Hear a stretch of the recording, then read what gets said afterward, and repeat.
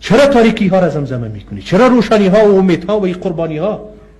ادعاهای صدهای هزاران فرزند از این وطن قربان شده، بهترین همرزمان شما و رفیقان شما که سر به سنگر ماندن و گفتن که ما به یاد تو مردیم و یاد از او و سپردگی از او و دلیری از او و جانساری از او فراموش ما شد.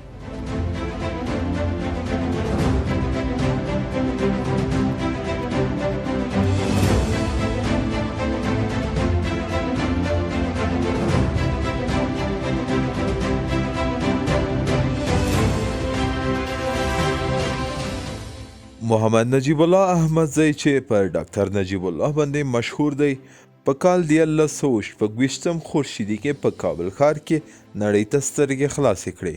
خو د هغه پلار اختر محمد د پکتیا له احمدزیو څخه و. د نجیب الله پلار د 1940 کال په اوږدو کې په پېښور کې د افغانستان د تجاري کنسولګرۍ استازی و.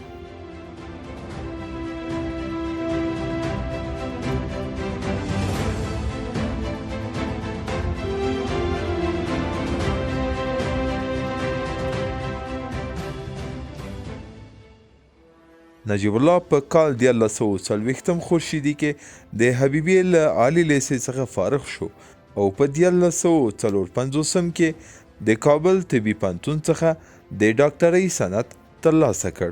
نجیب الله د ترقۍ لاره د خلق دیموکراتیک د محصلینو جنبش څخه په کابل کې پیل کړه او حزبي او دولتي لوړو مقامونو ته ورسید.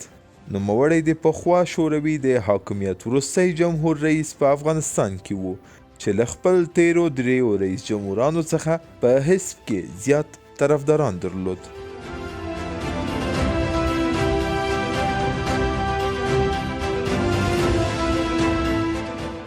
هغه په 1944 کال کې د خلق دیموکراتیک حزب سره یو ځای شو او د مارکسیستي آثارو ویلو باندې پیل وکړ او په وینا ویلو کې زیات شهرت وموند او ډیر ژر یې د حزب د محصلینو په منځ کې زیات شهرت پیدا کړ.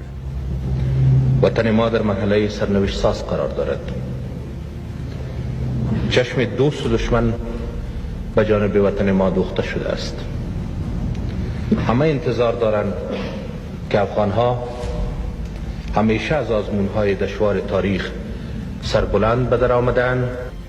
این بار چگونه از افغانیت، از وطن، از ناموس، استقلال و آزادی خیش دفاع خواهند کرد. او د سازماني تشکیلاتو په منځ کې ډیر ژر د ببرک کارمل ته نږدې کسانو څخه وشمیرل شو.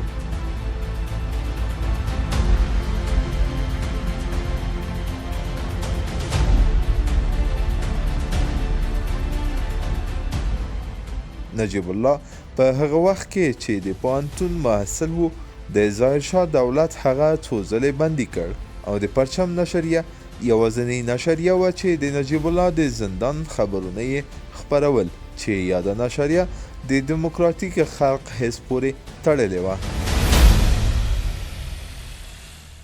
خو نجیب الله د سوردي میاشتې په 9 نیټه په کال 1950 کې چې د محمد داود خان د دولت په نسکورېدلو تمامه شوه او یاد حزب قدرت ته ورسید، نوموړی د کابل پوهنتون د محصلینو د ادارې رئیس و.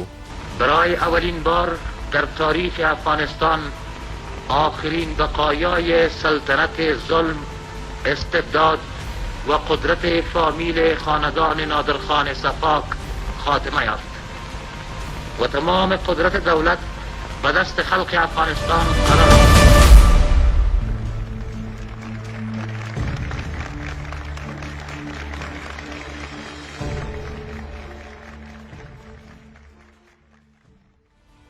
یاد کودتایي رژیم هغه په کال 1950 کې د سرطان په میاشت کې د افغانستان سفارت تهران ته واستاوه، خو ډیر په سفارت کې پاتې نه شو او هیواد ته راوغوښتل شو.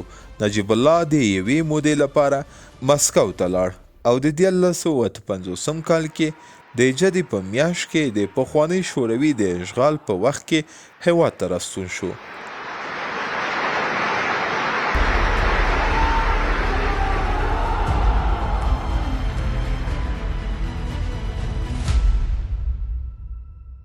نه سردار کسی باشین، نه بادار کسی باشین، نه آقای کسی باشین، نه حاکم کسی باشین، نه سرور کسی باشین، نه سلطان کسی باشین، نه پادشاه کسی باشین. خدمتگزار مردم باشین. دخات یا ملي امنیت ریاست نوموړی دخات یا ملي امنیت ریاست ته چې د شوروي تر حمایت لاندې وو ورسید چې زیات شمیر افغانان د یاد دورې څخه بد خاطرات لري. د دولت د مخالفانو شکنجه او ټول وژنه د هیواد په زیاتو برخو کې لکه د کابل په شان په خاصه توګه د اردو د تمریناتو په میدان یا پلیګون کې د کابل ښار په شرق کې د خاد ریاست یو بدنامه اداره او ډاکټر نجیب الله یې د کابل په قصاب باندې معروف کړ.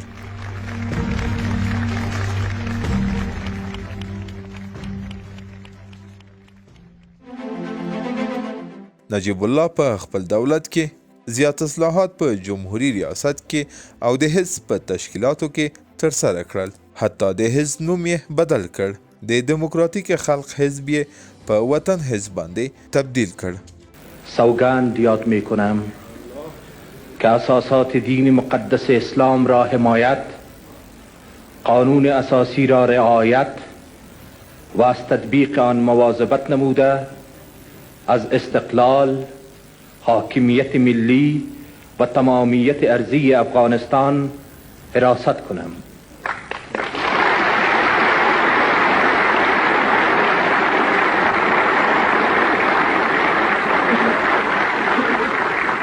نوموړی یوه ستره جرګه په کال 1966 کې دایره کړه او یاد جرګې یو نوی اساسي قانون تصویب کړ چې په یاد قانون کې زیاتې آزادیانې د هیواد خلکو ته بالخصوص رسنیو ته او د احزابو جوړښتونه تنظیم شول.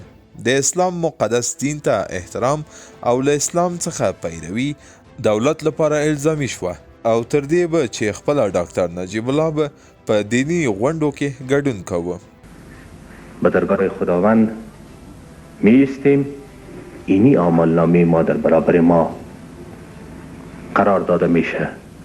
اونجاست که خداوند حکم میکند که کی مسلمان بوده است و کی کافر، کی گناهکار و کی خدمتگزار.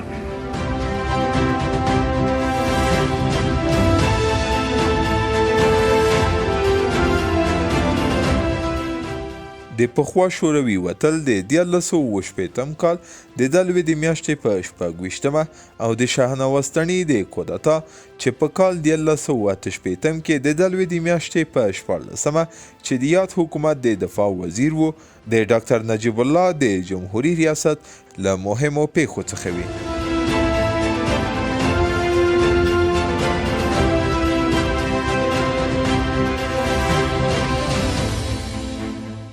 نجیب الله د شورویانو د وتلو سره سم خپل ویناو ته له رادیو او تلویزیون څخه په صمیمانه ډول هڅه وکړه چې خپل صلح‌آمیز سیاست ته رشد ورکړي.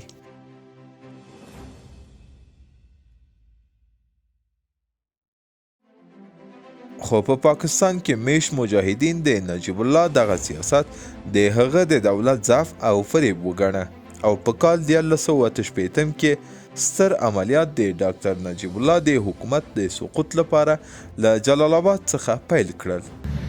اکمالات سلاح و تکنیک دشمن از جانب پاکستان با پیمانه وسیع صورت می گرفت.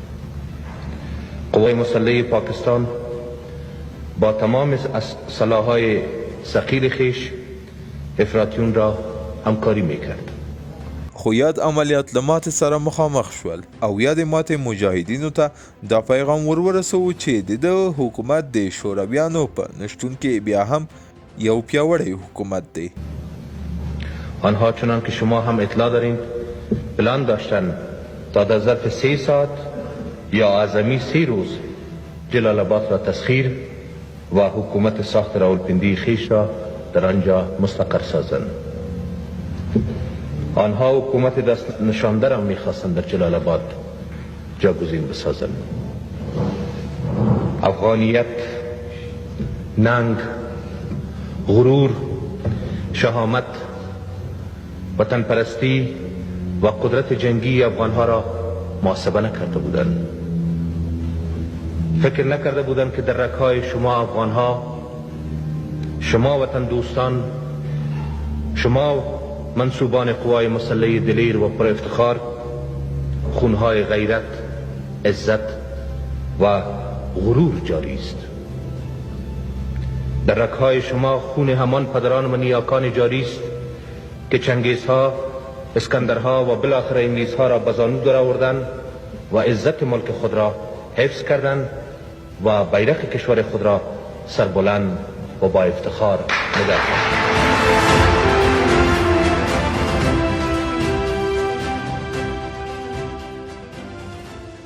له دې سره سم ډاکټر نجیب الله د ملي مصالحې سیاست او حتی د یو موقت حکومت جوړېدل حتی ټاکنو ته چمتوالی وښوده، خو په حکومت کې دننه اختلافات د هغه حکومت له ماتې سره مخامخ کړ. برادر افتخارات ما شریک است، برای وطن ما میرسه، برای خودت میرسه، برای همه کس میرسه. چرا تاریکی ها را زمزمه میکنی؟ چرا روشنی ها و امیدها و این قربانی ها؟ ادعاهای صدهای هزاران فرزند از این وطن قربان شده، بهترین همرزمان شما و رفیقان شما که سر به سنگر ماندن و گفتن که ما به یاد تو مردیم و یاد از او و سرسپردگی از او و دلیری از او و جانثاری از او فراموش ما شد. د نجیب الله حکومت د جنرال عبدالرشید دوستم له مخالفت سره چې د محمد نجیب د نظامی له طرفدارانو څخه بلل کېده مخامخ شو او له دې سره یاد حکومت نسکور شو.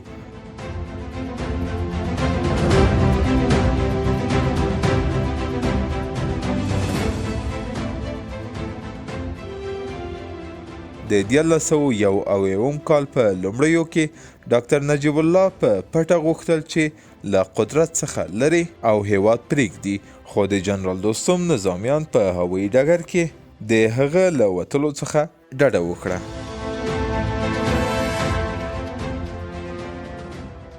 کله چې د هیواد د وتلو لارې په ډاکټر نجیب باندې بندې شوې، هغه د نړیوال سازمان دفتر ته په کابل کې پناه ویوړه.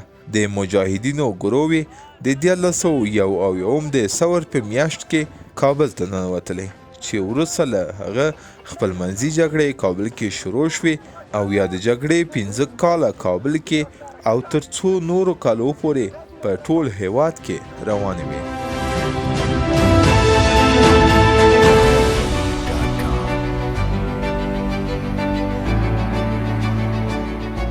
سیتیوال میدیا را دنبال نمایید.